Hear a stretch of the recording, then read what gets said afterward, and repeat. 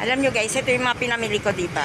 Meron pa naman dagdag yan. Tapos, nakaka-overwhelm mamili dito, promise. Sobrang linis. Wow. Ayan. Basta, naku, halos wala kayo na humusga. Wala halos kayo makitang kalat. Naka-ano talaga. Sobrang Wow. Diyos ko. Hindi pa naman to pinaka-high-end na diba? Kasi, yung lugar namin is Marikina. Hindi naman high-end na to, lugar. Pero, ang ganda talaga dito. Ewan ko ba? Diyos ko, Lord. Wow.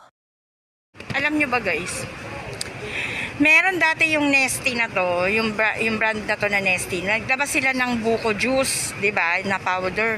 Grabe, sobrang sarap talaga nun. Tapos dinala ko pa yun sa Japan. Nakainom pa nun yung asawa ko. Basta talagang